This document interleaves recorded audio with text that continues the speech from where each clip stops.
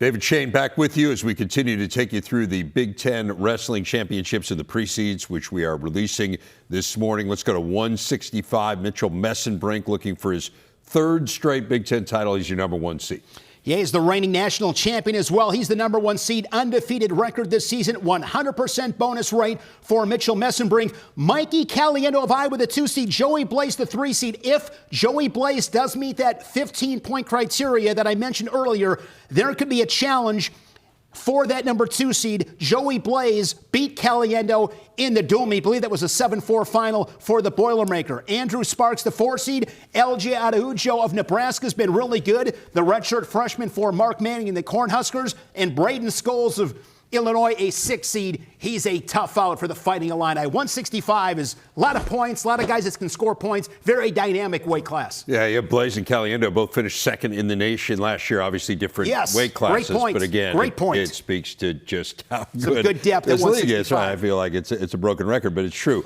Levi Haynes, 174, 3-time Big Ten champ. He is the number 2 seed in what is a loaded bracket. And this is one, Dave, where I'd expect some changes. You mentioned Levi Hayes, 3-time Big Ten champion. He is undefeated this season, 18-0. He's the 2 seed. Christopher Minto, an All-American from Nebraska, he's the number 1 seed. Minto, 18-4 in the season. One of those losses is to Levi Haynes. You have the 3 seed, as I like to call him, the old reliable pickup truck, and Patrick Kennedy, the All-American for the Hawkeyes at the 3 seed. Bo Mantanona, he intrigues me as a 4 seed. Super dangerous for the Wolverines. You have an All-American in Carson Hartshell, the 5 seed. Lenny Pinto is a 10 seed. Lenny Pinto, round of 12 guy a year ago, then at Nebraska, now he's at Rutgers. He's dangerous as a 10 seed.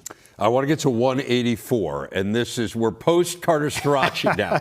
Right? Everyone breathed a collective sigh of relief. The man who won 5 straight national titles. So what does 184 look like now? 184 pounds. You got the young thoroughbreds at this weight class. Rocco Welsh, a national finalist 2 years ago, then at Ohio State. He's the number 1 seed. He's undefeated. A really big win this season against Angelo Ferrari of Iowa. He's the number 8 seed. We could see those two, in the quarterfinals? Both those guys ranked top 10 in the country. Max McAnally, Big Ten finalist a year ago. He lost to Carter Stracci, as you mentioned. Silas Allred, he was a Big Ten champion for Nebraska a couple years back, up at 197. You got Bo Mantanona's brother, Brock. He's a big move guy. He's the number 4 seed.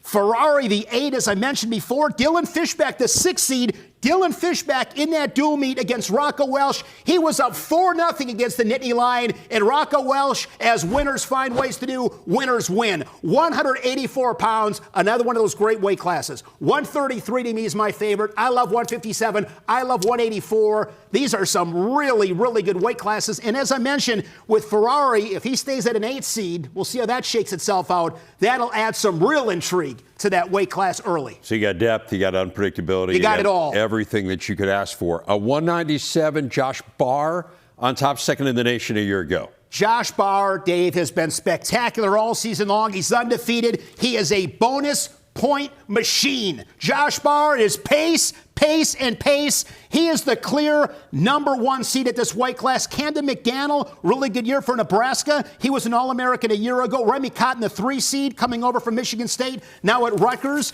And some guys are just dangerous. And in this weight class, Dave, 13 seed, Gabe Arnold. I mean, he's been like the Swiss Army knife there in Iowa City. He's wrestled 174, 184. Now he's going to wrestle 197 at the Big Ten Championships. Now, I'm not going to sit here and say expect Gabe Arnold to win it. I might not go that far, but I'll tell you this. Gabe Arnold is a 13 seed. This guy is capable of beating a lot of guys in this field. He's really good, keeps good position. He's gotten, I think, a lot better this season. Gabe Arnold is a 13. When I saw that, I had to kind of take a double take. But again, it's because he's been filling in the majority of the season at 184 in place of Angelo Ferrari, who we haven't seen since January 16th in that loss to Rocco Welsh at Penn State. So we're through 9 of the 10 weight classes, and I think it just speaks to, we try to put in perspective, I think especially people who don't follow it as closely as you do, which is 99.99999% of the planet, how good the Big Ten is.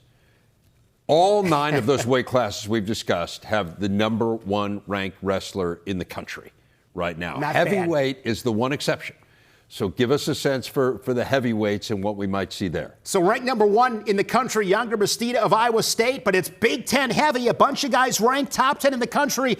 Tay Gadali of Michigan came over from Campbell, where he was sensational for the Camels. He was undefeated in the Big Ten regular season dual meet schedule. A.J. Ferrari, we saw him win a national title at Oklahoma State back in 2021, down at 197 pounds. Nick Feldman, an All-American. Cole Mirasola, very intriguing to me as the number 4 seed. He's a redshirt freshman. He's gotten a lot better. Braxton Amos coming off a redshirt season. He used to be down at 197. He's up at heavyweight, the 5 seed. Luke Luffman, a guy that's been trying to get on the podium for the Fighting Illini. Coy Hopkins, really good for Minnesota. He's a redshirt freshman. So heavyweights might not have the number 1 guy in the country hailing from the Big Ten, but it's got a handful of guys ranked top 10. And in that weight class, real quick, 30 years ago was Ben Keeter at the Big Ten Championships, and Keeter is a 10 seed at heavyweight this weekend. Again, as it stands right now. Speaks to the depth. Dave, you better bring it. I mean, you better bring it when you wrestle in the Big Ten and the Big Ten Championships. This is what we talk about all season long. It's one of the best weekends in our sport. And I've said this before, Dave, I'm going to say it again. If I do this, God willing, another 30 years, and I do, let's say, 45 of these Big Ten championships, and I'm sitting having some coffee, maybe chatting with you on the rocking chair out on the front porch, and you ask me, Shane, what's the best Big Ten tournament that you recall? I'm going to say, Dave, 2026, wow. Bryce Jordan Center, Penn State hosting. In that arena, it's going to be packed, sold out. It'll be so much energy there with this Penn State team and then some of the other talent around the Big Ten. I think this 2026 tournament, this upcoming weekend, which, by the way, all the matches on Big Ten Plus and Big Ten Network will kick things off 10 Eastern, 9 Central this Saturday. This is going to be, I've been a wrestling fan a long time, Dave. I think this is going to be one of the most memorable weekends of my life as a wrestling fan, and I'm not overstating it. I think this weekend is going to be one I'll remember. I might not know my name at 84, but I'll remember 2026 Big Ten Championships this weekend. It's going to be awesome. I cannot wait. It's going to be so good. That might be the best promo. I mean, we should just cut that. I'm not overstating it. I am not overstating it. Just put it out on blast. These are not opinions, Dave. These are facts. It should be great. Penn State's won the last 3 team titles. The expectation is they will make it 4 in a row. But there's going to be a ton of drama in the Bryce Jordan Center, and can't wait to see your coverage coming up this weekend. I'm looking forward to it. And Dave, thanks again for having me on Big Ten today. I love talking wrestling with you. Thank you. Absolutely.